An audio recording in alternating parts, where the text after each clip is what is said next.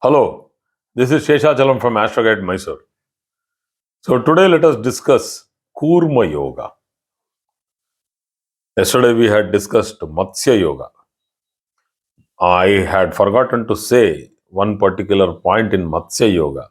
The name Matsya, the fish, implies how fast an astrologer's brain can work like a fish which can move through water without any difficulty, with ease, just like a speed, uh, cutting through water, but zero friction. That is Matsya Yoga. So today we'll be talking about Kurma Yoga. Kurma, as per the Sanskrit text, it means the tortoise or the turtle. Kurma. So, benefics in the fifth, sixth, and the seventh houses in a chart. And if those benefics are exalted or in a friendly house, so I have done about the avasthas. So, if they are in Deeptamsha, Muditamsha, Pramuditamsha, then it's a very good position. So, the first criteria is benefics in the fifth, sixth, and the seventh houses from the ascendant. The second criteria, the immediate reverse comes here, that malefics are to be present in the first, third, and the 11th houses. So let us understand what actually this yoga is trying to put forward. Benefic in the fifth house, which actually denotes the character of a person, a personality. Benefic in the sixth house defines the service, the capability of a person to do social service, to be for the people. Benefics in the seventh house denotes how a person transacts or how a person communicates with new people, that is, relationships.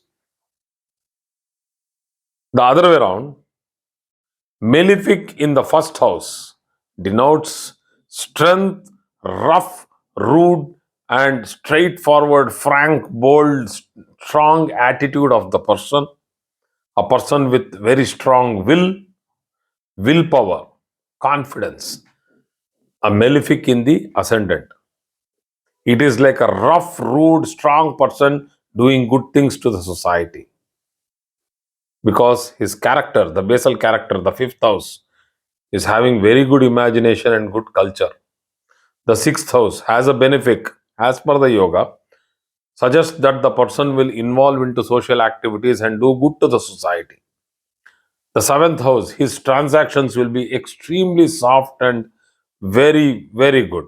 So, though the first house is having a malefic, which is actually required for this yoga, suggests that this person will be for the society, for his community. He'll be like a torch bearer, a leader, the person who is a person who will lay his life first before anything happens to his community, the person who can be a strong wall between the enemies and whatever comes first, the first contact. So, third house, 1, 3, 11 should have malefics, right? Third house is Parakrama Yoga with the malefic, Vikrama Yoga. There are many other yogas for the third house, Kubera Yoga, so many other yogas. Third house are the arms, the person who has the fist, the person who knows how to defend himself, the person with strength. Now, why the 11th house should have malefics? 11th house with strong malefics gives sannyasa yoga. So what is sannyasa yoga doing with all this type of a valorous person? A valorous person should not have attachments, should not have affection towards his own uncertainties, obligations. that I have somebody back there who will be crying. I'm worried about that. I can't go for the war now. I can't be a leader now because I have my, you yourself, you can understand when you, I will give you a very small example.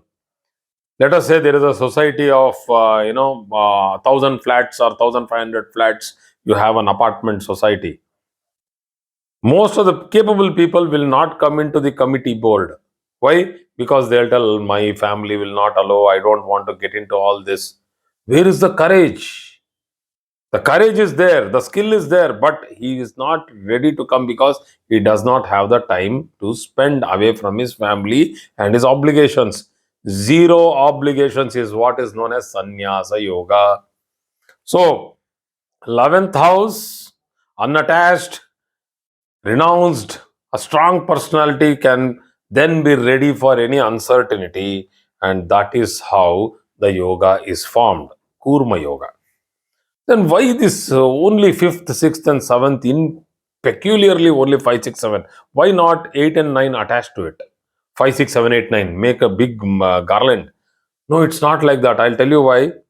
So if I take the 12 houses and take the average age of today's, so let me take a little, let me give a little grace and then take, 100 years as the maximum age of a person as on date. Earlier days, it was 120 years when Parashara was writing down the Vimshottridasha system. It was 120 years, 10 years for every house, from the first house till the 12th house, then the exit. So now, if I divide 100, it's a difficult number to be divided by 12, so I'll make it 96. So 12 8s are 96. So 8 years per house. This is a new technique which I myself have formed. So 8 years for per house, and if I add it on, 8 fours are 32, a prime age for a person to have experience, knowledge, and also a person capable and having the capacity to become a leader. So 32. So fifth, sixth, and seventh added together, 8 threes are 24. You add 32 and 24, you get 56.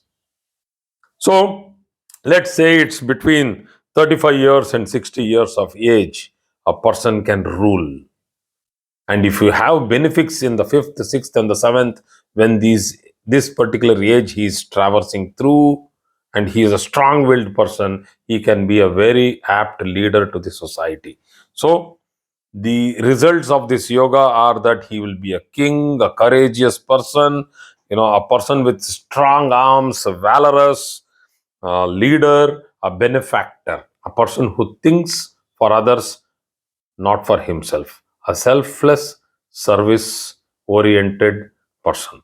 So, thank you very much for today's class. I think I have explained Kurma Yoga in detail.